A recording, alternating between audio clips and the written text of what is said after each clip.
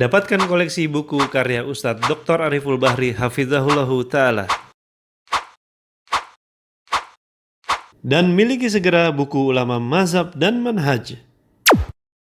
Alhamdulillah, Allah Subhanahu wa Ta'ala kembali memberikan kesempatan kepada kita untuk bisa bersua dan berjumpa di dalam masjid Rasulullah sallallahu alaihi wasallam, yang mana tujuannya adalah untuk membaca ayat-ayat Al-Quran dan juga hadis-hadis Rasulullah sallallahu alaihi wasallam.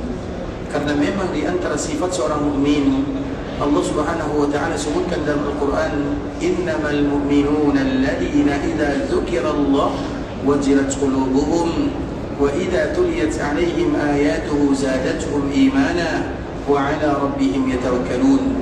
Itu merupakan sifat seorang mukmin, orang-orang yang beriman. Dan memang di antara salah satu nama kota Madinah adalah kampungnya orang-orang yang beriman. Sehingga di antara salah satu sifat ini harus kita jaga. Allah Subhanahu wa Ta'ala menyebutkan, sesungguhnya orang-orang mukmin, mereka adalah orang-orang yang apabila dibacakan kalimat Allah bergetar hatinya, dan apabila dibacakan ayat-ayat Allah bertambah keimanannya. Dan mereka adalah orang yang selalu menyandarkan diri kepada Rabbul Izzati wal Jalalah. Itu merupakan di antara sifat seorang mukmin. Mereka senantiasa membaca ayat-ayat Allah Subhanahu wa Ta'ala, karena dengan ayat Allah itulah kita senantiasa merasa kehidupan kita ada maknanya. Dan di antara salah satu makna Allah berikan kehidupan kepada kita adalah untuk berubudiyah kepada Rabbul Izzati wal Jalalah. Kemudian salawat berikan salam semoga senantiasa tercurahkan buat junjungan alam Nabi kita yang mulia, uswah dan qudwah kita bersama Muhammad bin Abdullah sallallahu alaihi wasallam. Salam dan salawat yang tidak boleh dilupakan oleh seorang umat untuk Rasulullah sallallahu alaihi wasallam. Karena Nabi kita adalah Nabi yang mulia, Nabi yang sayang dan cinta kepada umatnya. Dan di antara salah satu hadis yang selalu kita angkat di khutbah Islam, hadis yang dikeluarkan oleh Imam Ibn Hibban di dalam sahihnya, bagaimana cintanya Rasulullah sallallahu alaihi wasallam kepada kita, sehingga kenapa kita wajib mencintai Nabi sallallahu alaihi wasallam. Hadis ini khutbah Islam adalah hadis yang berbicara tentang kasih sayang Nabi sallallahu alaihi wasallam kepada umatnya. Dibawakan oleh salah seorang sahabat kecil yang bernama Urwah, anaknya Zubair. Dan Zubair ini merupakan salah seorang yang dijamin surga oleh Allah Subhanahu wa Ta'ala. Di dalam hadis yang masyhur, al-ashra al-mubashshiruna bil jannah, 10 orang sahabat yang dijamin masuk surga. Artinya semua sahabat pasti masuk surga, tapi ada di antara mereka yang disebutkan namanya oleh Nabi, sehingga mereka terkenal dengan 10 orang masuk ke dalam surga. Salah satu nama tersebut adalah Zubair. Dan Zubair ini tidak lain tidak bukan adalah suaminya daripada Asma. Dan Asma ini adalah putrinya Abu Bakar As-Siddiq. Artinya Zubair ini adalah menantunya sahabat Abu Bakar As-Siddiq radhiyallahu ta'ala anhu. Kemudian dia punya anak, artinya cucunya Abu Bakar As-Siddiq, atau punya cucu Abu Bakar As-Siddiq, namanya adalah Urwah. Urwah inilah yang membawakan riwayatnya dari ibunda Aisyah radhiyallahu ta'ala anha. Karena Urwah ini, kalau dia anaknya Zubair, anaknya Asma, berarti dia ponakannya Aisyah. Sehingga banyak hadis yang beliau riwayatkan dari bibinya Aisyah radhiyallahu ta'ala anha. Dan kita tahu Aisyah adalah seorang wanita yang belum diberikan karunia anak oleh Allah Subhanahu wa Ta'ala. Sehingga apabila dia memiliki anak daripada saudarinya, maka tentu dia menganggap itu lebih daripada anaknya. Terlepas daripada itu semua, ikhwatul Islam, salah satunya adalah Urwah bin Zubair. Dia meriwayatkan hadis dari ibunda Aisyah, yang mana Aisyah pernah menyebutkan, Nabi sallallahu alaihi wasallam, ketika aku melihat dalam keadaan bahagia, maka aku memanfaatkan kesempatan tersebut untuk meminta. Artinya Aisyah ingin memanfaatkan momen kebahagiaan Nabi SAW untuk meminta kepada suaminya. Kemudian apa kata Aisyah? Aku pun mengatakan kepada Rasulullah SAW, ya Rasulullah, ini adalah permintaan Aisyah kepada suaminya. Ya Rasulullah, ud'u Allah li. Ya Rasulullah, doakan diriku. Itu merupakan permintaan Aisyah kepada suaminya. Ya Rasulullah, doakan diriku. Kemudian permintaan ini Islam merupakan permintaan yang siapapun istri yang mengatakan kalimat ini kepada suaminya akan membuat suaminya semakin cinta kepada istrinya. Karena permintaan yang mudah untuk dilakukan, dan itu menunjukkan bagaimana bagaimana kualitas seorang wanita. Makanya Aisyah mengatakan, ya Rasulullah, ud'ullah li, doakan diriku. Permintaan yang mudah, tapi membuat suaminya sayang kepada dirinya. Sehingga wajar kalau Aisyah merupakan wanita yang paling dicintai oleh Rasulullah sallallahu alaihi wasallam. Kemudian Nabi sallallahu alaihi wasallam ketika mendengarkan istrinya meminta didoakan, maka di saat itu juga Nabi langsung berdoa dan meminta kepada Allah Azza wa Jalla. Dan di dalam doa Nabi sallallahu alaihi wasallam terdapat kalimat yang sangat indah. Apa doanya? Allahumma ighfir li Aisyah ma qaddamat min dhanbiha wa ma akharat wa ma a'lanat wa ma asarrat. Ya Allah, ampunkan dosa Aisyah, apa yang berlalu dan apa yang dia lakukan, apa yang tersembunyi, apa yang dia tampakkan, ampunkan semua dosanya. Dan itu merupakan di antara doa yang paling indah, yang mana ibunda Aisyah merasa bahagia dengan doa tersebut. Jangankan Aisyah, kita saja mendengarkan kalimat ini. Bahkan di antara doa kita yang pertama dan yang paling utama adalah minta diampunkan oleh Allah Subhanahu wa taala. Itu adalah doa kita bersama. Kemudian dikala Nabi sallallahu alaihi wasallam selesai berdoa ikhwatul Islam, maka Nabi melihat ibunda Aisyah dalam keadaan bahagia. Nabi pun bertanya, ayasurruki du'ai? Wahai Aisyah, apakah engkau bahagia dengan doa yang aku minta kepada Allah untuk dirimu? Maka Aisyah mengatakan, iya, aku bahagia. Maka setelah itulah Nabi SAW menyebutkan sebuah kalimat yang sangat indah, agar kita tahu siapa Nabi kita Muhammad bin Abdullah, dan agar kita tidak pernah melupakan Nabi SAW dalam keadaan apapun. Nabi SAW mengatakan, ikhwatul innaha la du'ai li ummati fi kulli salat. Ketahuilah wahai Aisyah, doa yang aku panjatkan kepada Allah untuk dirimu adalah doa yang selalu aku minta kepada Allah untuk umat-umat. Mendengarkannya maka mereka akan bahagia. Nabi mendoakan diri kita, dan itu bukan satu kali, bukan dua kali, setiap salat. Dan kita tidak tahu berapa kali Nabi SAW melakukan salat siang dan malam. Kalau salat wajib ia 5 kali, tapi salat sunatnya kita tidak tahu. Dan setiap salat itu pula lah Nabi selalu berdoa kepada Allah, ya Allah, ampunkan dosa umatku, ampunkan dosa yang mereka tampakkan, yang mereka sembunyikan, apa yang mereka lakukan. Nabi selalu berdoa kepada Allah untuk kita sebagai umatnya. Makanya kenapa kita senantiasa memberikan motivasi, jangan lupa mengucapkan salam dan solawat kepada Nabi. Karena solawat yang kita aturkan kepada Nabi maknanya adalah doa.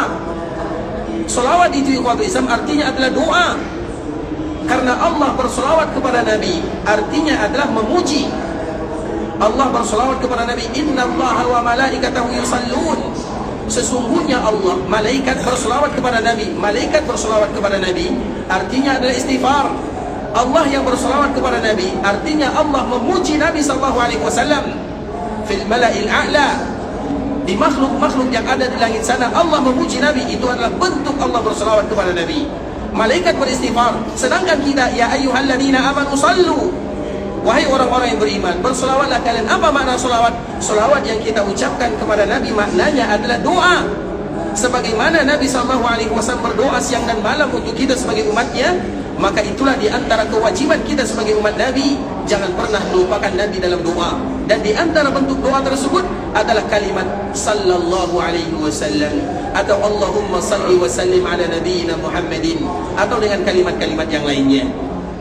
Dan itu merupakan di antara bentuk kita membalas apa yang telah Rasulullah SAW berikan kepada kita bersama ikhwatul Islam. Dan kita tahu doa Nabi adalah doa yang terindah. Nabi mendoakan umatnya semuanya tanpa terkecuali. Selama mereka beriman kepada Allah, selama mereka beriman kepada Rasulullah SAW, maka mereka termasuk di dalam hadis ini, innaha la du'ai. Wahai Aisyah, itu adalah doa yang selalu aku minta kepada Allah untuk umatku setiap kali aku melakukan ibadah salat. Begitulah kasih sayang Nabi SAW kepada kita sebagai umatnya. Nabi SAW yang senantiasa menyayangi kita tanpa ada batasnya. Nabi tidak pernah melihat kita di dunia, kita pun tidak melihat Nabi di dunia kecuali hanya adalah lewat mimpi sahaja. Tapi kita senantiasa berada di dalam doa Rasulullah SAW. Oleh karena itulah maka wajar Nabi SAW menyebutkan orang yang kikir, orang yang kedekut, orang yang merugi, orang yang kasar, orang yang sudah mulai berjarak dengan Nabi adalah mereka yang tidak lagi mau mengucapkan salam dan solawat kepada Rasulullah sallallahu alaihi wasallam. Oleh karenanya ikhwatul Islam, kita senantiasa mengingatkan diri kami pribadi dan juga kita bersama, perbanyaklah mengucapkan ibadah yang mulia ini sesuai dengan perintah Allah Subhanahu wa taala, karena Allah menyebutkan ya ayyuhalladzina amanu sallu, wahai orang-orang yang beriman, perbanyaklah mengucapkan salawat. Karena kalimat sallu artinya bukan salawat, tapi perbanyaklah mengucapkan salawat. Wasallimu artinya perbanyaklah mengucapkan salam. Kalau kita baru satu kali, dua kali mengucapkan salam dan salawat, berarti kita belum termasuk ke dalam ayat yang Allah sebutkan ini. Karena Allah menyebutkan ya ayyuhalladzina amanu sallu, wahai orang-orang yang beriman, artinya perbanyaklah salawat, bukan bersolawat, tapi perbanyaklah salawat. Karena selalu kita menyebutkan kaedah di dalam bahasa Arab, apabila ada syiddah di dalam bahasa Arab, maka kalimat syiddah itu artinya penekanan. Dan Allah menyebutkan sallu, huruf lamnya itu seolah-olah dua, dan kalau dua itu penekanan. Wasallimu juga ada syiddah, dan itu juga penekanan. Artinya perbanyaklah mengucapkan salam dan perbanyaklah mengucapkan salawat kepada Rasulullah SAW, sehingga ibadah ini merupakan ibadah yang tidak ada batasannya. Dan keedahnya semakin banyak mereka mengucapkan salam dan salawat kepada Nabi, semakin menunjukkan kedudukan Nabi di dalam hati mereka. Dan kita ingin Nabi SAW adalah orang yang terdekat dengan kita bersama, karena nanti kita juga ingin menjadi orang yang terdekat dengan Nabi SAW di akhirat sana. Allahumma salli ala Muhammad wa ala ahli baitihi wa ala azwajihi wa dhurriyyatihi kama sallaita ala Ibrahim wa ala ali Ibrahim innaka Hamidum Majid. Allahumma barik ala Muhammad wa ala ahli baitihi wa ala azwajihi wa dhurriyyatihi kama barakta ala Ibrahim wa ala ali Ibrahim innaka Hamidum Majid. Ikhwatul Islam, saudara kaum muslimin, para tetamu Allah rahimani wa rahimakumullah. Alhamdulillah kita kembali dimudahkan oleh Allah Subhanahu wa taala bersama berkumpul di dalam Masjid Rasulullah sallallahu alaihi wasallam, sebuah tempat yang dicita-citakan oleh kaum muslimin. Dan alhamdulillah kesempatan tersebut Allah Subhanahu wa taala hadiahkan kepada kita bersama, yang mana kita berada di dalam masjid yang paling indah, sehingga di antara kewajiban kita yang ada di kota Madinah, minimal ada 5 tempat yang harus mereka prioritaskan. Yang pertama adalah Masjid Nabawi, yang kedua adalah Masjid Quba, yang ketiga adalah perkuburan Nabi dan kedua sahabatnya Abu Bakar dan Umar, yang keempat adalah perkuburan Baqi', dan yang kelima adalah perkuburan syuhada Uhud. 5 tempat ini terkhusus bagi kita yang ada di Madinah. Paling tidak kita mengetahui sejarah dan keutamaannya, kemudian kita mengetahui apa yang harus kita lakukan selama kita berada di 5 lokasi ini. Di Masjid Nabawi ada tempat tujuan utama kaum muslimin. Kita harus tahu apa yang harus kita lakukan selama kita berada di dalamnya. Di Masjid Quba kita juga harus tahu apa keutamaannya, bagaimana nilai sejarahnya, sehingga dengannya kita akan termotivasi beribadah di dalamnya. Begitu juga dikala kita berada di perkuburan Nabi, apa yang harus kita lakukan sebagai kewajiban seorang umat dikala berziarah ke perkuburan Nabinya. Bagaimana adabnya, apa doanya, apa kalimat yang mereka baca. Begitu juga dikala mereka berada di perkuburan Abu Bakar dan Umar, yang mereka itu adalah orang-orang yang paling dicintai oleh Rasulullah SAW, sahabat Nabi dunia akhirat. Begitu juga dikala mereka berada di perkuburan Baqi' al-Gharqad, mereka juga harus tahu apa keutamaannya, bagaimana adab berziarah ke dalamnya, apa kalimat yang harus kita baca. Begitu juga dikala kita berada di perkuburan syuhada Uhud, kita mengetahui siapa yang ada di dalamnya, kenapa Allah memberikan kelebihan kepada mereka, dan juga apa doa-doa yang kita baca dikala kita berada di perkuburan syuhada Uhud. 5 tempat ini ikhwatul Islam dianjurkan bagi kaum muslimin dikala mereka berada di kota Madinah untuk mengetahuinya. Dan salah satu yang pertama adalah Masjid Rasulullah SAW, masjid yang dibangun oleh Nabi SAW, yang diabadikan oleh Allah Subhanahu wa taala di Al-Quran, dan disebutkan la masjidun ussisa 'ala taqwa. Masjid Nabawi itu adalah masjid yang didirikan berlandaskan keimanan dan ketakwaan kepada Allah Azza wa Jalla. Karena dikala pertama kali Nabi datang ke kota Madinah, yang pertama kali dibangun oleh Nabi adalah Masjid Quba. Dan kita selalu menyebutkan keberadaan Nabi di kota Madinah adalah pilihan dari Allah Azza wa Jalla.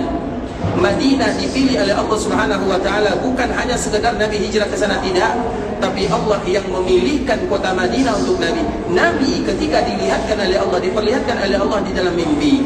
Karena Nabi SAW melihat di dalam mimpi, terutama pada tahun akhir tahun 13 dari kenabian, Nabi bermimpi.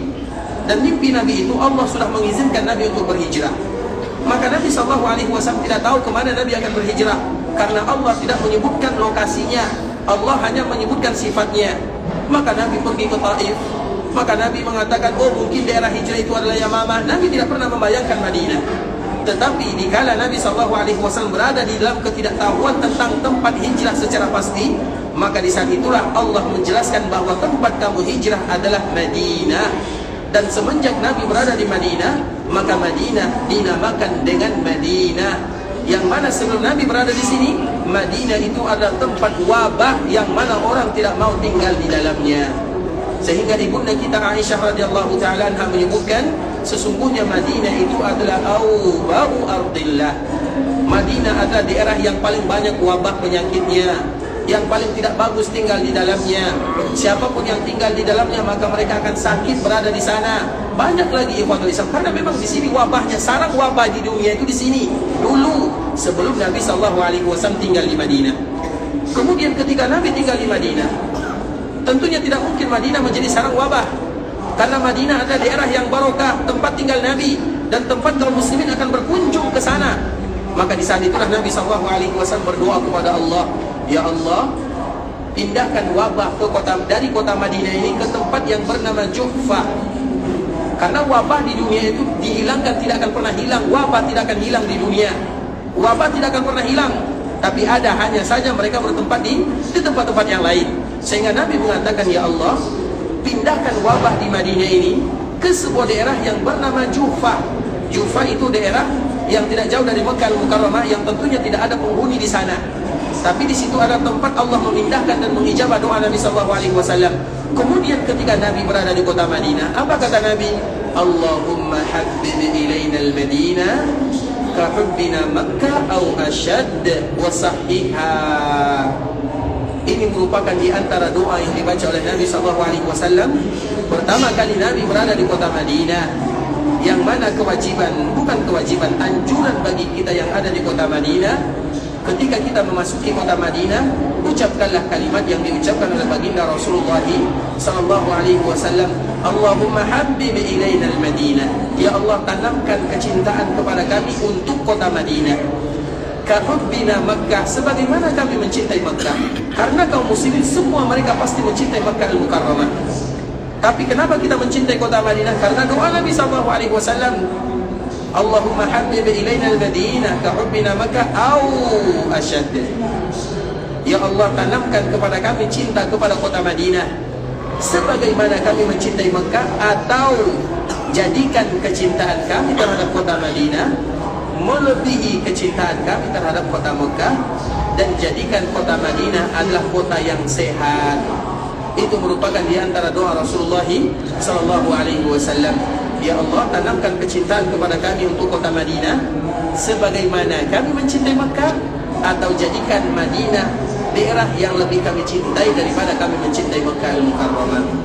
Jadi kalau seandainya ada di antara kita yang bertanya, mana yang harus kita cintai, Makkah atau Madinah? Apa jawabannya? Mana yang harus kita cintai, Makkah atau Madinah? Dua-duanya. Apa? Dua-duanya. Dua-duanya harus kita cintai.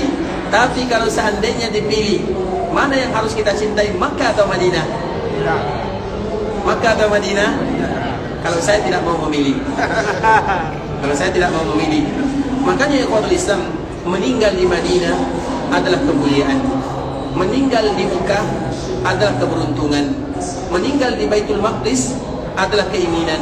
Karena ini merupakan tempat-tempat yang diinginkan oleh Allah Subhanahu wa taala agar kaum muslimin mencintainya. Dan di antara bentuk mereka mencintainya, bahkan Nabi memberikan motivasi agar kita meninggal di dalamnya. Dan itu bukan sembarangan, tidak akan kita dapatkan di tempat manapun di dunia. Tempat yang barokah di dunia itu hanya 3 saja. Ingat ikhwatul Islam, yang lain tidak ada keberkahannya.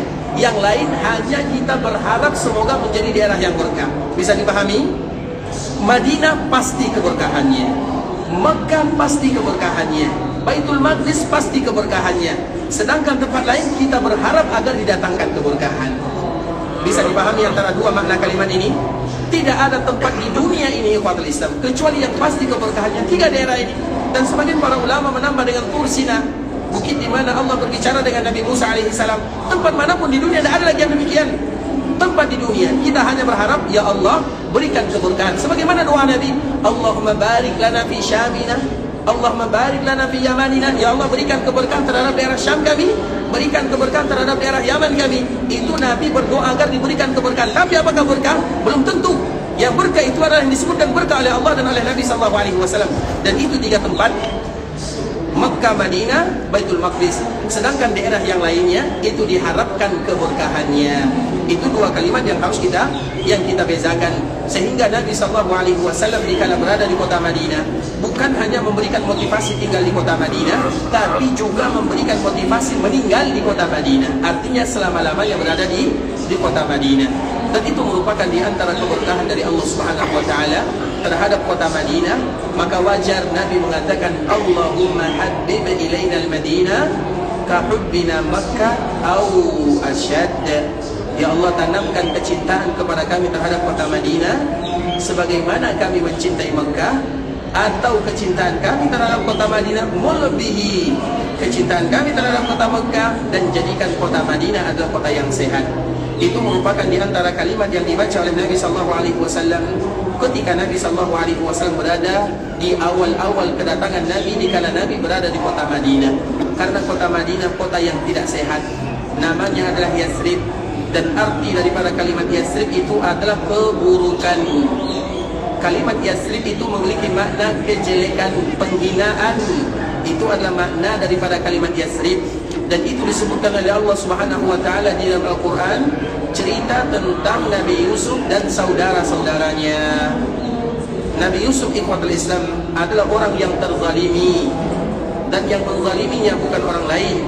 Yang menzaliminya adalah saudaranya.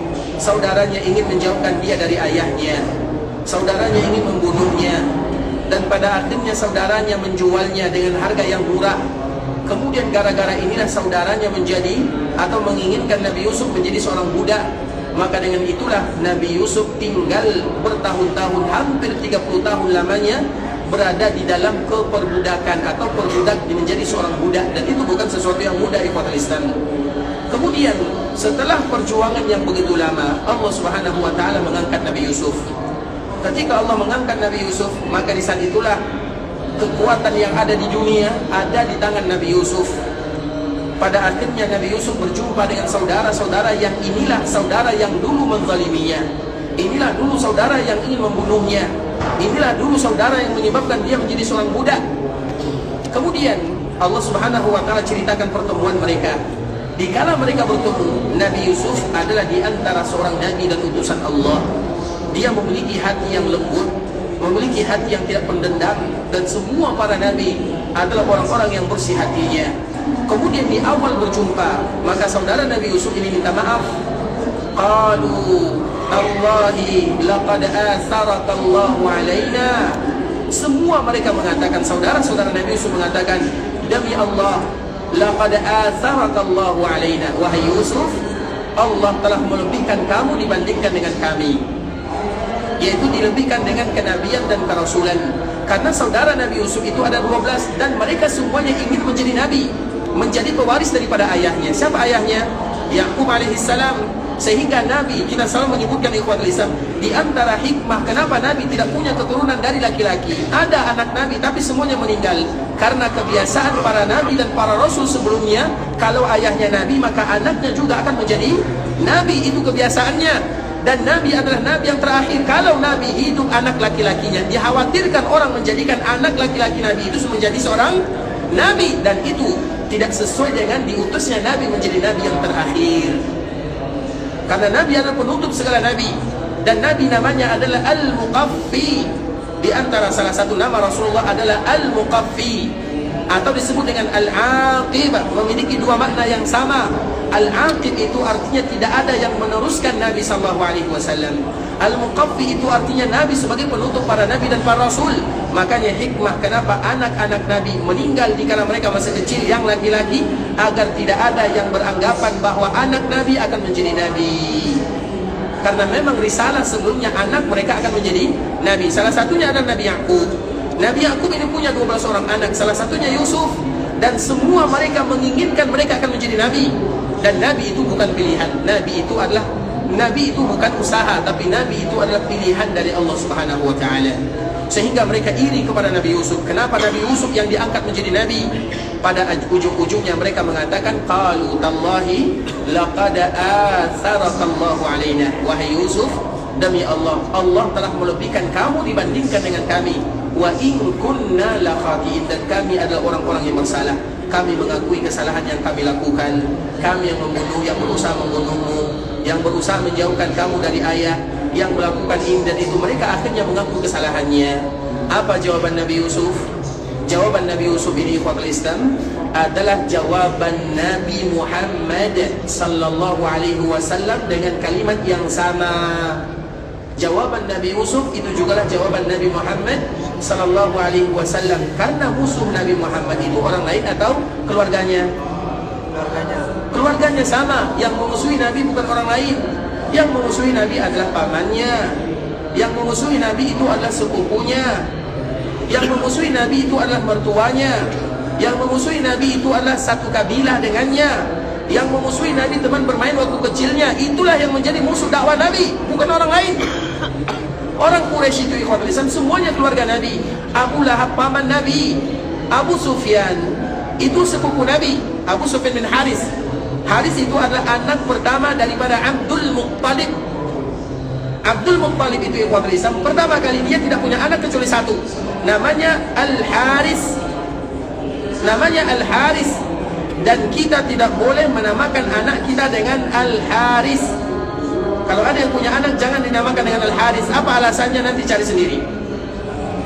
Yang penting jangan dinamakan anak kita dengan Al-Haris. Abdul Muttalib, dia tidak punya anak kecuali satu. Makanya dia bersumpah, ya Allah, kalau aku punya anak 10 laki-laki, aku akan sembelih 1 orang.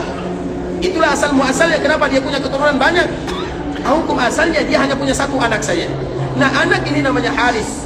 Dari Haris ini lahir anak lagi, artinya cucu Abdul Muttalib. Namanya adalah Abu Sufyan. Abu Sufyan ini teman bermain Nabi waktu kecil. Ketika Nabi berdakwah, dialah yang memusuhi Nabi SAW. Dia yang menjadi musuh Nabi. Keluarganya, sepupunya. Begitu juga dengan paman Nabi. Begitu juga dengan Abu Sufyan, mertua Nabi. Abu Sufyan ada 2. Abu Sufyan sepupu Nabi, mertua Nabi, bukan orang lain. Sama dengan Nabi Yusuf. Dan itu merupakan hukum alam ikhwatul Islam. Kalau kita bermusuhan dengan orang lain, itu mungkin masih ringan bagi kita karena tidak ada hubungan kekeluargaan. Tapi kalau yang menjadi musuh kita paman kita, adik kandung kita, bibi kita, ringan atau berat? Berat ikhwatul Islam, sulit. Makanya Allah mengharamkan mereka yang memutuskan tali silaturahimnya. Apapun yang terjadi antara keluarga, namun rahim tidak boleh diputuskan. Sehingga Nabi mengatakan, la yadkhulul jannata qati'. Orang yang memutuskan tali rahimnya tidak akan pernah masuk surga. Di dalam riwayat yang lain disebutkan, Allah Subhanahu wa taala akan mengangkat amalan setiap hari Kamis, dan Allah akan menerima setiap amalan yang dilakukan seorang hamba, kecuali kalau ada di antara mereka yang masih memutuskan tali rahimnya. Begitu juga dengan kita yang ada di sini. Percuma kita berdoa kepada Allah kalau kita menjadikan paman kita sebagai musuh. Percuma kita berdoa kepada Allah kalau bibi kita musuhi. Tidak ada gunanya. Tidak akan diterima oleh Allah Azza wa Jalla.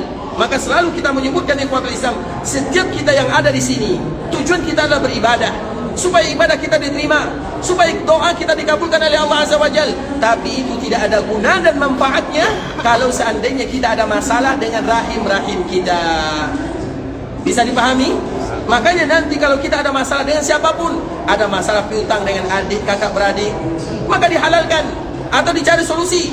Kalau seandainya ada masalah dengan paman, dengan bibi, dengan rahim, yang penting rahim kita. Rahim itu ayah ibu sudah pasti, saudara ayah saudara ibu, saudari ayah saudari ibu, saudara ayah saudari ibu, saudari ibu saudara ibu, saudara kita dan saudari kita itu semuanya rahim kita. Di luar itu bukan rahim namanya.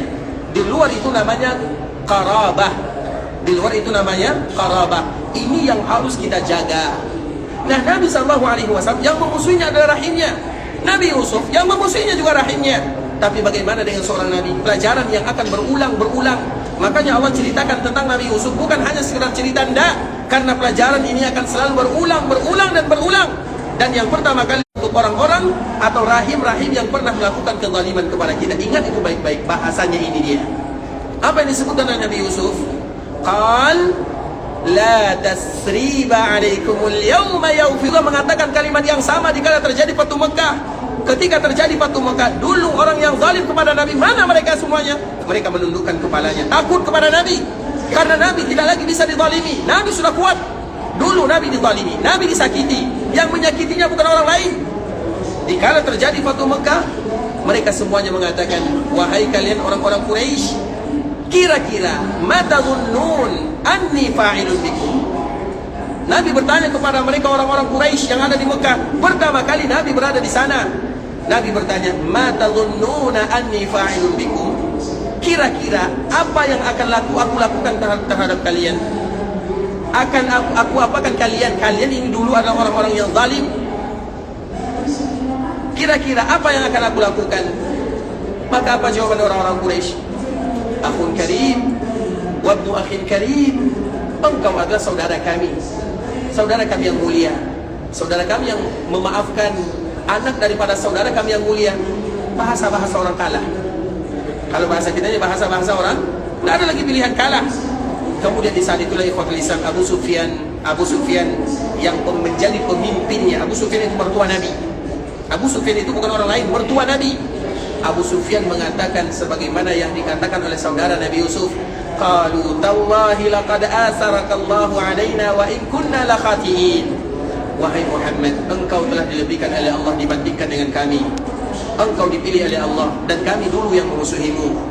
Dan kami minta maaf, wa in kunna lakhatiin, dan kami adalah orang-orang yang bersalah. Kalimat ini kalimat yang diucapkan oleh saudara Nabi Yusuf. Jawaban Nabi Yusuf itu pula jawaban Nabi Rasulullah SAW.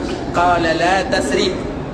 Tidak ada celaan bagi kalian, tidak ada hinaan bagi kalian. La tasriba alaikumul yawm. Tidak ada celaan bagi kalian hari ini. Yaghfirullahu lakum wa huwa arhamur rahimin. Dan semoga Allah ampunkan dosa kalian, dan Allah adalah zat yang maha pengampun dan maha penyayang. Kalimat yang diucapkan oleh Nabi Yusuf itu pula kalimat yang diucapkan oleh Nabi Muhammad SAW, dan itu pula kalimat yang akan kita ucapkan kepada rahim-rahim kita yang pernah melakukan kezaliman kepada kita. Qala la tasriba alaikumul yawm. Allah berikan kelebihan kepada kita. Kemudian tiba-tiba ada rahim kita, baik itu saudara atau saudari, satu ayah, satu ibu, keluarga ayah, keluarga ibu, tiba-tiba datang, saya mohon maaf, maka ucapkanlah kalimat ini, la tasriba alaikumul yawm yaghfirullahu lakum wa huwa arhamur rahimin. Kalau mereka yang bersalah. Tapi kalau kita yang bersalah, maka kita ucapkan sebagaimana ucapan orang yang bersalah. Qalu tallahi laqad asarakallahu alaina wa in kunna lakhatiin. Terlepas daripada itu semua ikhwatul Islam, dan itu adalah gunanya sejarah. Sejarah itu adalah cerita lama, tapi sejarah itu adalah sesuatu yang akan berulang-berulang. Karena manusia itu sama, mulai dari zaman Nabi Adam sampai umat terakhir, mereka tetap dinamakan dengan manusia, tidak akan berubah. Sehingga kenapa di dalam Al-Quran itu banyak cerita tentang manusia, bukan cerita tentang teknologi, bukan cerita tentang dunia. Karena manusia itu akan sama, sedangkan dunia berubah, teknologi juga akan berubah dari masa ke masa. Sehingga kita dapatkan yang Al-Quran itu semuanya cerita para nabi, cerita para rasul, cerita orang-orang terdahulu. Karena kejadian yang berlaku kepada orang-orang terdahulu juga akan berlaku kepada orang-orang yang datang setelahnya, sama. Maka kenapa kita dianjurkan baca Quran? Agar kita bisa menerapkan apa yang ada di dalamnya, memaafkan, saling menyayangi, melupakan kesalahan, dan bagaimana hidup sebagai seorang muslim. Banyak sekali aturan-aturan yang disebutkan oleh Allah Subhanahu wa taala di dalamnya. Terlepas daripada itu semua ikhwatul Islam, salah satunya adalah ucapan Nabi Yusuf, qala la tasriba alaikumul yawm. Tidak ada celaan bagi kalian hari ini. Nah, dari situlah diambil kalimat yasrib. Yasrib, tasrib itu maknanya sama, bahasanya sama. Apa arti tasrib tadi? La tasriba alaikumul yawm. tidak ada hinaan celaan bagi kalian. Aku tidak akan mencela kalian, aku tidak akan menghardik kalian, aku tidak akan menghina kalian. Itu artinya. Sehingga Yathrib itu juga artinya hinaan, celaan, cacian. Sehingga kaum muslimin yang ada di kota Madinah tidak boleh menamakan Madinah dengan kata-kata Yathrib. Jangan lagi dipanggil Madinah dengan penyebutan Yathrib, karena Yathrib itu artinya buruk, tidak ada kebaikan di dalamnya. Dan itu dirubah semenjak Nabi SAW berada di sini, maka langsung namanya Al-Madinah dan juga dengan nama-nama yang lainnya. Terlepas daripada itu semua, ikhwatul Islam, ketika Nabi SAW berada di kota Madinah, maka yang pertama kali dibangun oleh Nabi adalah masjid, yaitu Masjid Quba. Yang pertama kali dibangun oleh Nabi adalah Quba, karena memang di sanalah pertama kali Nabi menginjakkan kaki di kota Madinah. Dan Quba itu adalah bagian daripada ujung tanah haram. Kalau ada di antara kita yang berjalan dari Mekah menuju Madinah, maka tempat yang pertama kali mereka masuki bagian tanah haram adalah Quba. Bisa dipahami? Misalnya nanti kita melakukan perjalanan dari Mekah menuju Madinah, sampai di kota Madinah, maka tempat yang pertama kali kita kunjungi atau yang kita lewati memasuki tanah haram itu adalah Quba. Kemudian dari Quba baru kita ambil jalan kanan atau ambil jalan yang lainnya. Tapi tempat yang pertama kali kita jumpai adalah Quba. Agar kita tahu, karena perjalanan yang dilakukan oleh Nabi dari Mekah menuju Madinah, itulah perjalanan yang kita lihat sekarang ini. Perjalanan dari Mekah Madinah yang berbelok-belok, padahal bisa lurus saja dari Mekah menuju Madinah. Tapi kenapa perjalanan kita kadang di sini, kadang gunung yang dibelah, kadang seperti ini? Karena itu merupakan contoh perjalanan yang dilakukan oleh Nabi dari Mekah menuju Madinah. Sehingga kaum muslimin yang datang ke sini, di samping mereka beribadah, mereka juga tahu tentang sejarah. Dan salah satu sejarahnya, dikala mereka melakukan perjalanan dari Mekah menuju Madinah atau Madinah menuju Mekah, maka itu merupakan sedikit di antara gambaran perjalanan yang dilakukan oleh Rasulullah SAW ketika Nabi melakukan hijrah. Dan dikala Nabi hijrah dari Mekah menuju Madinah, tempat yang pertama kali dituju oleh Nabi, bukan hanya Nabi, semuanya yang pertama kali dituju bagian ujung tanah haram adalah Quba. Dan Quba itu, dikala Nabi berada di sana, adalah bagian daripada tanah haram, ujung tanah haram. Ketika Nabi sampai di Quba, maka di saat itulah Nabi SAW membangun masjid yang dinamakan dengan Quba. Dan Quba itu adalah mata air yang ada di sana. Karena ketika Nabi sampai di Quba, Nabi duduk di sebuah tempat yang ada mata airnya. Nabi minum dari mata air tersebut. Kemudian Nabi salat di sana. Sampai sekarang ikhwatul Islam, air yang diminum oleh Nabi SAW masih diabadikan sejarahnya dan banyak cerita yang ada di dalamnya. Tempat sholat pertama kali Nabi sampai ke Quba masih juga diabadikan oleh orang-orang yang ada di sana. Itulah sejarah dan cerita Quba, karena memang itu merupakan ujung tanah haram yang Nabi pertama kali sampai di kota Madinah. Kemudian di ikhwatul Islam, ketika Nabi sampai di kota Madinah, maka tempat yang pertama kali Nabi memasukinya adalah Quba. Kemudian setelah Nabi berada di Quba kurang lebih 4 hari lamanya, maka Nabi SAW melakukan perjalanan lagi, dan sampailah Nabi SAW di sini. Ketika Nabi sampai di sini, ikhwatul Islam, yang pertama kali dibangun oleh Nabi juga masjidnya, maka terkenallah dengan Masjid Rasulullah SAW.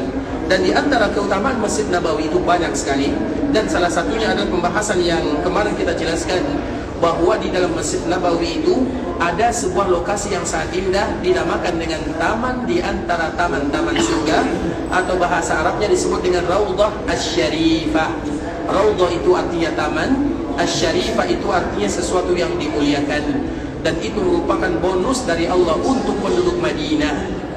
Raudhah itu ikhwatul Islam. Kenapa kita menyebutkan bonus dari Allah Subhanahu wa taala untuk kita yang ada di kota Madinah? Karena terdapat keutamaan yang sangat luar biasa ketika kita berada di dalam Raudhah. Raudhah itu adalah bagian daripada Masjid Nabawi. Karena dikala Nabi membangun Masjid Nabawi, itu belum disebut ada Raudhah. Tapi setelah pembangunan yang selesai, kemarin kita menyebutkan 35 kali 30 atau 70 hasta kali 60 hasta, itu adalah masjid yang dibangun oleh Nabi. Kemudian setelahnya Nabi SAW menyebutkan, ma baina baiti wa mimbari raudhatun min riyadil jannah wa mimbari ala haudi. Hadis ini ikhwatul Islam adalah hadis yang dikeluarkan oleh Imam Bukhari dari sahabat Abu Hurairah radhiyallahu ta'ala anhu.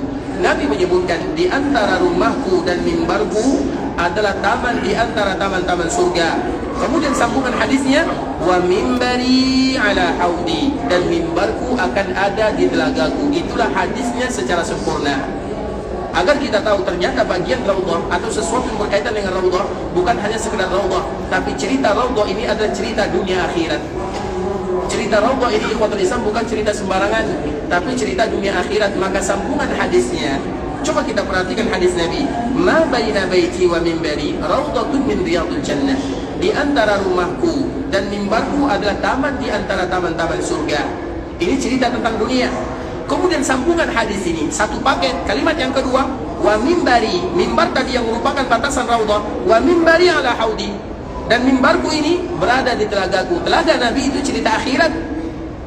Makanya dikala kita berbicara tentang raudhah, maka kita berbicara tentang cerita dunia dan juga cerita akhirat. Dan kita akan menyebutkan ikhwatul Islam bagaimana kita menggabungkan antara cerita dunia dan akhirat. Artinya, karena memang dikala kita berada di kota Madinah, di antara cita-cita kaum muslimin adalah raudhah. Karena dikala kita berada di raudhah, tenang hati kita, nyaman kita beribadah di sana, dan itu merupakan cita-cita dan tujuan kaum muslimin. Maka kita sebutkan ikhwatul Islam sesuatu yang bisa memberikan motivasi lebih kepada kita ketika kita berada di raudhah asy-syarifah. Yang pertama ikhwatul Islam, raudhah itu tidak langsung menjadi raudhah kecuali setelah keberadaan Masjid Nabawi. Sebagaimana raudhah itu tidak menjadi raudhah kecuali setelah adanya rumah Nabi, dan kecuali setelah adanya mimbar Nabi. Tiga ini merupakan di antara sesuatu yang berkaitan dengan raudhah: Masjid Nabawi, rumah Nabi, dan mimbar Nabi sallallahu alaihi wasallam. Nah, kita sebutkan satu-satu ikhwatul Islam. Kalau Masjid Nabawi itu adalah pembangunan pertama kali dilakukan oleh Nabi dikala berada di sini. Yang pertama kali dibangun oleh Nabi adalah masjidnya, Masjid Nabawi. Pembangunan yang sederhana, 35 kali 30, dan Nabi membangun bersama para sahabatnya, dan Nabi mengucapkan kalimat yang memberikan motivasi. Allahumma innal khaira khairal akhirah, Allahumma arham al-ansar wal muhajirah. Ya Allah, tidak ada kebaikan yang sesungguhnya kecuali kebaikan di dalam membangun ini. Seolah-olah Nabi memberikan motivasi kepada kaum muslimin agar mereka berbondong-bondong membangun rumah Allah dikala mereka berada di dunia. Kalau mereka tidak bisa membangun masjid yang kecil, bangun masjid yang besar. Kalau tidak mereka bisa membangun semuanya, maka menjadi bagian di dalamnya. Itu merupakan kaidah yang harus kita ingat. Makanya Nabi mengatakan, Allahumma innal ajra, atau Allahumma innal khaira khairal akhirah. Ya Allah, sesungguhnya kebaikan yang abadi itu adalah kebaikan akhirat. Artinya masjid itu adalah wasilah bagi seorang muslim untuk mendapatkan kebaikan akhirat. Kemudian Allahumma arham al-ansar wal muhajirah. Ya Allah, sayangilah orang-orang ansar dan orang-orang muhajirin. Kenapa? Karena mereka membangunnya. Sehingga setiap kali kita berada di Masjid Nabawi, semua orang yang salat di sini, maka pahalanya akan sampai kepada kaum muhajirin dan kaum ansar, karena mereka lah yang pertama kali membangun masjid dengan Nabi SAW. Kita ulang lagi ikhwatul Islam, siapapun yang beribadah di dalam Masjid Nabawi, dan kita tahu Masjid Nabawi masjid yang tidak akan pernah kosong untuk selama-lamanya, kecuali kalau kiamat akan terjadi, Madinah tidak lagi dikunjungi, maka di saat itulah Masjid Nabawi tidak ada orang-orang yang salat di dalamnya. Tapi sebelum kejadian ini berlaku, maka Masjid Nabawi akan selalu dipenuhi oleh orang kaum muslimin. Dan kita tahu orang yang salat di Masjid Nabawi, kira-kira berapa orang yang salat? Mungkin lebih dari 100.000, atau bisa jadi 200.000, kita tidak tahu jumlahnya. Itu setiap harinya, dan akan selalu berputar, bergilir. Dan setiap pahala mereka akan mengalir kepada muhajirin dan ansar yang dulu membangun masjid ini bersama Nabi SAW. Maka itu merupakan aset yang terindah yang akan ditinggalkan oleh seorang muslim sebelum mereka berjumpa dengan Allah Subhanahu wa taala. Maka selalu kita memberikan motivasi, jangan kita kecuali bercita-cita sebelum dipanggil oleh Allah, maka berdoalah kepada Allah, ya Allah, jangan panggil diriku kecuali setelah aku membangun rumahmu di dunia, supaya nanti kita meninggal, rumah kita di akhirat sudah ada. Artinya itulah aset kita yang sesungguhnya. Kita bangun rumah Allah di dunia, Allah berikan bonus untuk kita di akhirat sana, istana yang sangat luar biasa. Dan kita semuanya menginginkan yang demikian. Kalau kita tidak punya rumah di dunia ikhwatul Islam, sulit sekali bagi kita untuk hidup. Apalagi kalau seandainya status kita sebagai kontraktor misalnya. Orang yang kontrak satu tahun, kontrak lagi, kontraktor namanya kan. Artinya suka pindah kontrakan. Itu sulit sekali ikhwatul Islam. Nah begitu juga nanti di akhirat. Pernah tidak kita membayangkan kalau kita punya rumah di akhirat atau tidak? Dan solusinya sudah disebutkan oleh Allah Subhanahu wa taala. Salah satunya bangun rumah Allah di dunia, maka Allah bangun rumah untuk kalian di akhirat sana. Kalau kita sudah punya rumah di akhirat, mudah kita tenang, nyaman. Oleh karenanya ikhwatul Islam, jadikan itu merupakan di antara cita-cita kaum muslimin. Jangan mereka meninggal kecuali mereka membangun rumah Allah di dunia. Kalau tidak bisa kita bersama-sama, maka bangun sendirian. Artinya mana yang mudah? Terserah. Misalnya kita satu keluarga besar misalnya, atau satu keluarga, satu suku misalnya, kita bangun masjid ini, bangun masjid ini, semua yang ikut serta di dalamnya. Dan kalau seandainya mereka meninggal, maka mereka nanti semua yang salat di dalamnya, pahala mereka yang mengaji, yang salat, yang beribadah, yang apapun mereka lakukan, maka yang meninggal, yang membangunnya ada bagian jatah untuknya sampai masjid ini sudah tidak ada. Artinya ikhwatul Islam, ini merupakan di antara aset kita, karena biasanya masjid itu jarang tidak difungsikan oleh orang lain. Kalau kita berwakaf mushaf itu sampai selesai, artinya kalau sudah tidak dipakai, maka pahalanya tidak lagi sampai. Kalau misalnya kita berwakaf sumur misalnya, kalau sumurnya mati, habis airnya, berarti selesai. Kalau kita berwakaf yang lain, selesai sesuai dengan keadaannya. Tapi kalau kita berwakaf masjid, kita tahu masjid itu sesuatu yang tidak akan pernah ditinggalkan oleh kaum muslimin. Mereka akan merawatnya. Itu contohnya adalah Masjid Nabawi. Makanya Masjid Nabawi ini ikhwatul Islam dibangun oleh Nabi dalam bentuk yang sederhana. Begitu juga dengan sahabat Al-Ansar dan Muhajirin, mereka membangun Masjid Nabawi dalam bentuk yang sederhana, tapi yang paling indah darinya adalah semangat mereka berjuang bersama baginda Rasulullah sallallahu alaihi wasallam. Terlepas daripada itu semua, kita hanya sekedar memberikan motivasi kepada Islam agar jadikan cita-cita kita kaum muslimin sebelum berjumpa dengan Allah untuk membangun rumah Allah Subhanahu wa taala di dunia. Makanya berdoa, ya Allah, jangan ambil nyawaku kecuali aku sudah bangun rumahmu di dunia, agar engkau nanti bangun untuk rumah di dalam surga. Pernah ikhwatul Islam, dan ini selalu kita sebutkan, ini kejadiannya belum lama ya. Ada seorang ibu-ibu yang alhamdulillah diberikan oleh Allah Subhanahu wa taala sedikit kelebihan hartanya. Kemudian dia ingin membangun masjid dan dia tidak tahu bagaimana caranya. Maka dia mencari salah seorang yang amanah, juga perempuan. Kemudian dikala dititipkan saya ingin membangun masjid, maka perempuan yang diberikan amanah ini mengatakan, semua pembangunan masjid harus dijadikan wakaf untuk Allah, harus ada tanda tangannya bahwa kamu menyerahkan ini semua untuk Allah Subhanahu wa taala.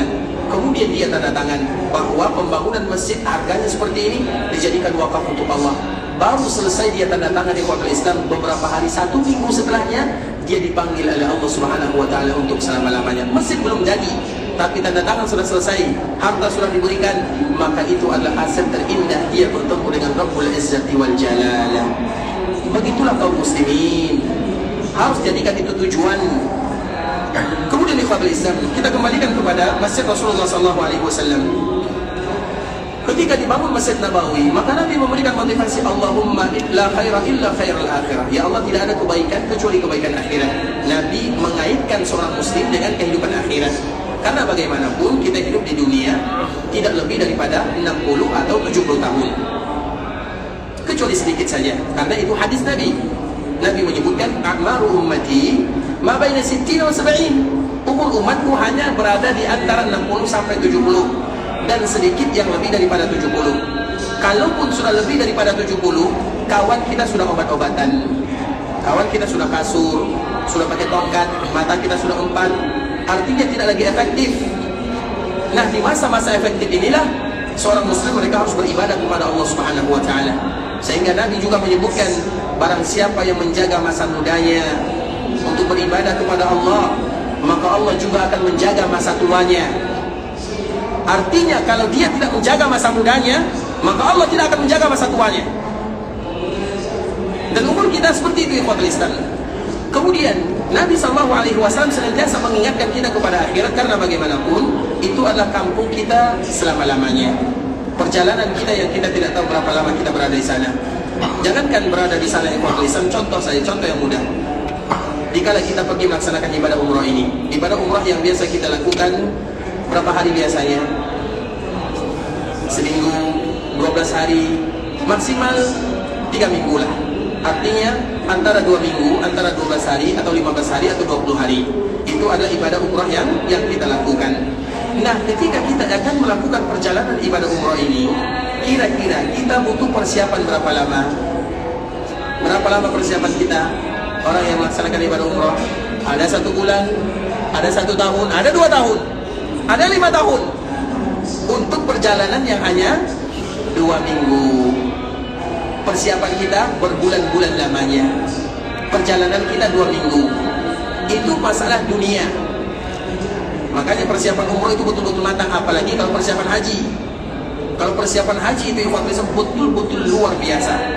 Mulai dari makanannya, berasnya, sambalnya, semuanya dibawa. Terasinya semua dibawa. Untuk persiapan, padahal perjalanan hanya 40 hari. Tapi persiapannya 4 tahun. Bahkan pendaftarannya bertahun-tahun. Perjalanannya 40 hari. Nah, nanti dikala kita berada di alam barzakh, berapa lama kita berada di sana?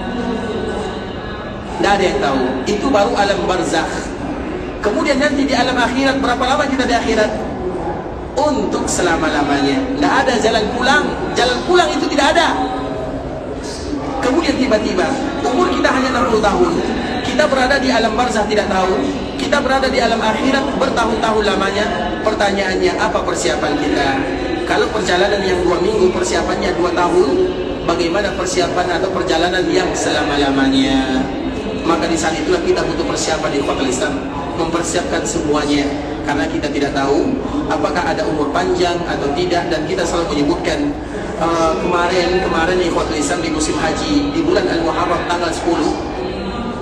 Artinya baru kemarin. Sekarang bulan apa? Rabiul Tsani. Baru tanggal 2, baru masuk Rabiul Tsani. Artinya baru berjalan Syawal atau 3 bulan atau 2 bulan lah. Baru kemarin ceritanya, 3 bulanan lah. Kemudian orang melaksanakan ibadah haji. Ketika haji dia mengatakan, nanti sepulangnya dari ibadah haji saya akan melakukan ibadah umrah. Karena tentunya ibadah ini merupakan ibadah yang ada nilai ketertarikannya. Siapapun yang datang ke tanah haram, mereka akan kembali tertarik untuk datang lagi ke tanah haram. Biar atau tidak? Kerinduan kita datang ke tanah haram itu adalah bagian daripada fitrah. Tidak ada satupun manusia kecuali rindu datang ke sana. Nah, orang ini juga demikian keadaannya. Saya pulang dari sini, saya akan mempersiapkan ibadah umrah. Artinya saya ingin melakukan umrah lagi. Itu dia ceritanya di zuhur. Salat asar, dia ingin salat. Dia pergi ke tandas, dia pergi ke toilet, buang hajat dan yang semisalnya. Dia jatuh di sana. Kemudian dia di mana? Dia sekarang berada di Madinah untuk selama-lamanya. Dikuburkan di Baqi' sana. Padahal dia baru ingin bercerita, ingin melaksanakan ibadah umrah lagi. Tapi dia dipanggil oleh Allah Subhanahu wa taala. Kita tidak tahu yang Islam. Begitu juga cerita yang sangat banyak sekali. Kami bertemu dengan jemaah yang melaksanakan ibadah umrah. Kemudian di sore harinya kami masih bercerita, masih mengobrol, masih bercerita, cerita panjang. Kemudian di sore harinya, di pagi harinya dia tidak bangun lagi untuk selama-lamanya. Tidak bangun lagi untuk selama-lamanya. Dan itu kejadian bukan 1, 2, 3 ikhwatul Islam. Betapa banyak orang yang berangkat melaksanakan ibadah, pulang-pulang hanya kompornya, namanya saja, paspornya pun tidak ada. Sudah diambil semuanya oleh Allah Azza wa Jalla. Artinya begitulah keadaan seorang muslim. Mereka bukan hidup untuk dunia, tapi mereka hidup untuk akhiratnya. Perjalanan kita perjalanan yang selama-lamanya. Makanya kalau kita berikan sedikit ukuran untuk gambaran secara umum, kalau di alam barzakh, berapa lama kita berada di alam barzakh? Kita berada di alam barzakh selama kiamat akan terjadi. Dan kapan kiamat terjadi, itulah yang kita tidak tahu. Kemudian berapa lama kita di padang mahsyar? Nanti kita akan dibangkitkan dalam keadaan tidak berpakaian, dalam keadaan tidak menggunakan sendal, dalam keadaan tidak bersunat. Matahari didekatkan, tidak ada yang menolong. Kita berada di dalam kehausan. Berapa lama kita berada di sini? 50.000 tahun lamanya. 50.000 tahun. Angka yang tidak pernah kita bayangkan. 50.000 tahun. Apa yang akan kita lakukan di sana? Apa? Amalanlah yang akan menyelamatkan kita. Sedekah yang akan menyelamatkan kita. Puasa, zakat, kebaikan, ibadah, itu yang akan menyelamatkan kaum muslimin. 50.000 tahun. Kemudian setelah 50.000 tahun, kita tidak tahu apa yang harus kita lakukan, apa lagi yang terjadi. Maka baru kita mencari Nabi Adam. Wahai manusia, tidakkah kita lihat bagaimana keadaan? Ayo kita cari Abul Bashar, kita cari Nabi kita atau ayah kita Adam. Semoga-moga dengan kita mencari Nabi Adam bisa menolong kita di hadapan Allah Azza wa Jalla. maka kita semua mencari Nabi Adam. Tahukah kita berapa lama mencari Nabi Adam? Bukan 1 hari, 50.000 tahun lagi. Itu baru Nabi Adam. Cari lagi Nabi Nuh. Nabi Nuh mengatakan cari Ibrahim. Nabi Ibrahim cari Nabi Musa. Nabi Musa cari Nabi Isa. Baru Nabi Muhammad. Dari Nabi Adam kepada Nabi Muhammad itu ratusan ribu tahun lamanya. Jangan dianggap mencari Nabi itu sama dengan kita mencari Bapak RT. Sulit, kemana kita akan cari? Di Mekah saja. Jangankan di Mekah, di Madinah saja. Kalau ada yang kesasar, di mana kita cari? Kalau ada rombongan yang kesasar, di mana kita cari? Kita tidak tahu. Itu baru lokasi Madinah yang sangat sempit. Bagaimana di akhirat? Yang kita tidak tahu bagaimana lokasinya. Maka tentu seorang muslim, mereka akan berpikir jauh. Saya hidup ini bukan untuk dunia, tapi saya hidup untuk Allah dan mengubudiyahkan diri kepadanya. Itu komitmen seorang muslim. Maka mereka akan berpikir, sebelum saya bertemu dengan Allah, apa yang harus saya lakukan, apa bekalnya, apa persiapannya, supaya nanti kita termasuk ke dalam hadis yang disebutkan oleh Bunda Aisyah, man ahabba liqa'a Allah ahabba Allahu liqa'ah, wa man kariha liqa'a Allah kariha Allahu liqa'ah. Seorang yang nanti bersuka atau cinta bertemu dengan Allah, suka bertemu dengan Allah, maka Allah akan suka bertemu dengannya. Tapi barang siapa yang tidak suka bertemu dengan Allah, maka Allah tidak mau bertemu dengannya. Hadis ini Ikhwanul Islam, kita pada hari ini motivasi dan semangat untuk kita bersama ya. Hadis ini Ibunda Aisyah mengatakan kepada Nabi, ya Rasulullah, siapa di antara kita yang mau bertemu dengan Allah? Maknanya mati. Siapa di antara kita yang mau mati? Apa kata Nabi sallallahu alaihi wasallam? Wahai anaknya, ya binta as-Siddiq, wahai anaknya Siddiq. Bukan itu maknanya. Seseorang, ini secara umum, seseorang dikala mereka sudah tidak lagi bisa beribadah, tidak lagi kuat, sudah terbujur, berbaring di atas kasur, tidak kuat lagi, maka mereka tidak ada harapannya, beribadah tidak bisa. Yang bisa mereka lakukan hanya berdoa. Dan di saat itulah merupakan tingkat kesulitan yang paling sulit.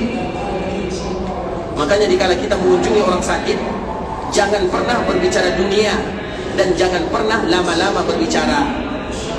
Dikala kita mengunjungi orang sakit, yang pertama kali kita lakukan adalah mendoakan dirinya, dan yang kedua memberikan kabar gembira untuknya. Apa kabar gembiranya?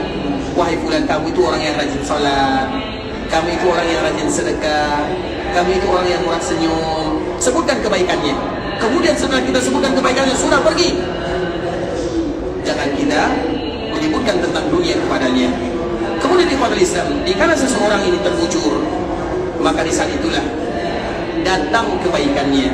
Salat yang dia lakukan datang dari kanan, zakat yang dia berikan datang dari kiri, puasa yang dia kerjakan datang dari bawah, bakti kepada orang tua, silaturahimnya, ibadah-ibadah yang lainnya. Ketika ibadah ini datang, maka dia merasa bahagia, dan yang mendatangkan adalah Allah Azza wa Jalla. Kemudian dia merasa bahagia, seolah-olah dia punya bekal. Dikala dia dalam keadaan bahagia, maka ruhnya terkumpul di dadanya. Ketika ruhnya terkumpul di dadanya, datang malaikat maut untuk mencabutnya.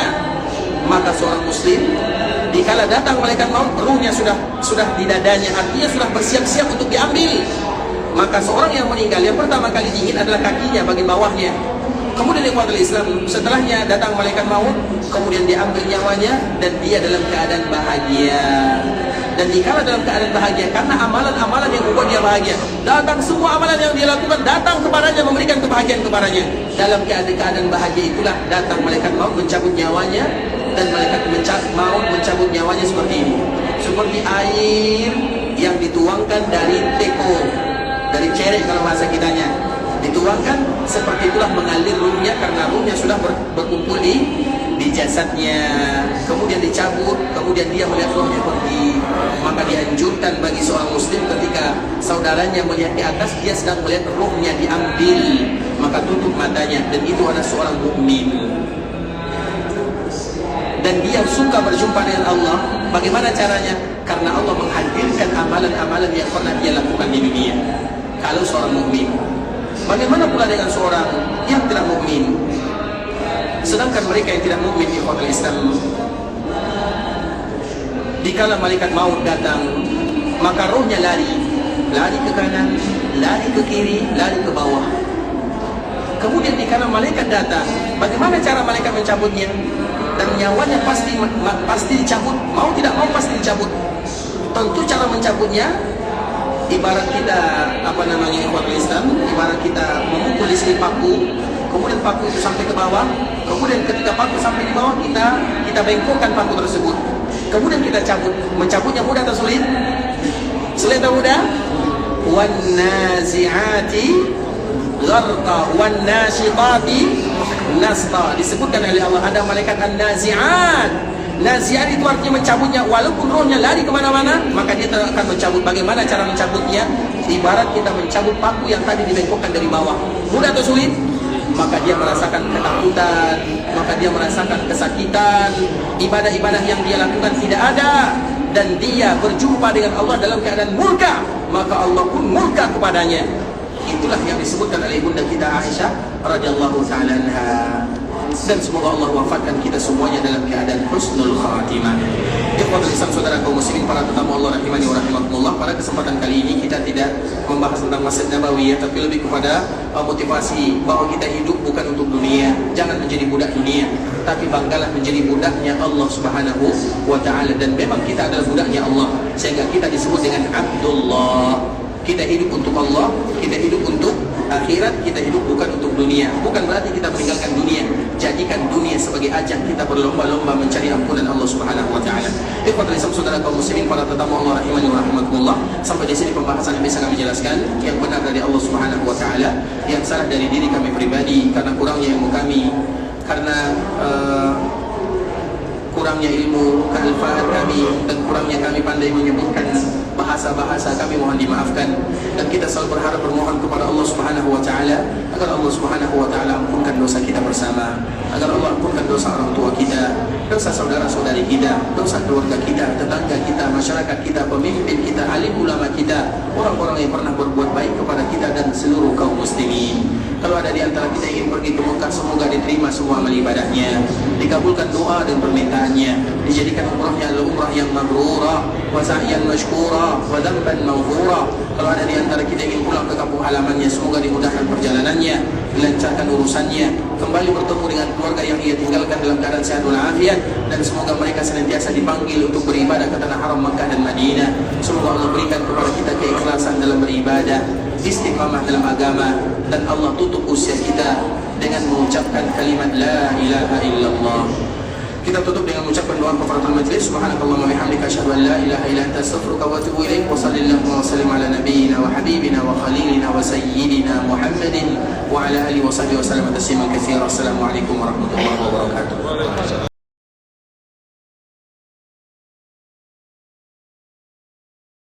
يا عبادي الذين أسرفوا على